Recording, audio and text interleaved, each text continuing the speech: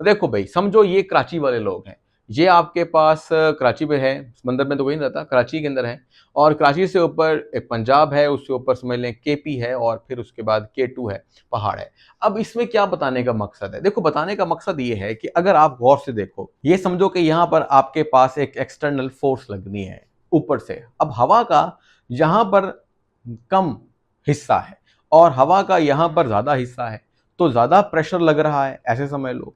और ज्यादा प्रेशर लगाने की वजह से जो एक्सटर्नल प्रेशर है वो तकरीबन यहाँ पर 760 है, लेकिन जैसे जैसे आप बुलंदी पर जाओगे तो ये कम होना शुरू हो जाएगा, और अगर एक्सटर्नल प्रेशर कम होना शुरू हो जाएगा तो बॉइलिंग भी क्या होगी, जल्दी जल्दी हो जाएगी। अब इसी चीज को किताब के डेटा के साथ जरा जोड़ लो और इस तरह से आपके लिए आसानी हो जाएगी समझना। देखो ये किस तरीके से, देखो वो कहता है कि वाटर बॉईल करता है 120 पे, यानी 100 की बजाय 120 पर। ऐसा कम मुमकिन है।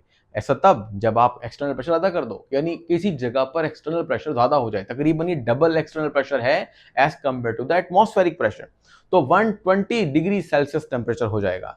और वाटर बॉइल्स एट 25 सेल्सियस अगर इतना कम प्रेशर हो गया, यानी अब ये वो वाला पानी है जो बॉईल करते हुए कोई इसको पी ले तो उसे ठंड लग जाएगी, ठीक है, छींके आने लग जाएंगे भाई, इतना ठंडा पानी पी रहे हैं हम, ठीक है, तो यानी सर्दियों के अंदर, तो इसका मतलब है सर्दियों में ये पानी जो है ठंडा लगता है, गर्मियों में ये पानी अच्छा लगता है। तो 25 डिग्री सेल्सियस का टेम्परेचर जो है वो इस पे बॉईल करता हुआ वाटर ठंडा होगा।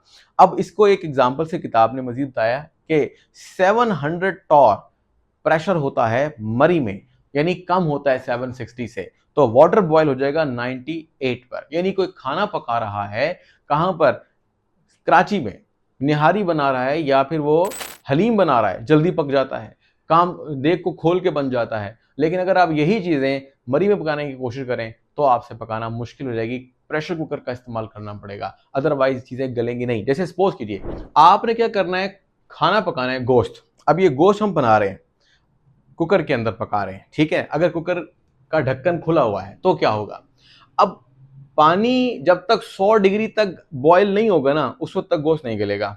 अब बाहर का एक्सटर्नल प्रेशर कम है, पानी बॉयल हो जाता है 98 पर, तो क्या होगा, पहले बॉइलिंग जब 98 पे स्टार्ट होगी तो टेम्परेचर 9900 तो जाएगा ही नहीं, सारा पानी वहीं पर ही उड़ जाएगा और खाना अनकुक्ड रह जाएगा, या कह लो वो उस तरह नहीं गल पाएगा अगर गोश्त है जैसे वो गलना चाहिए।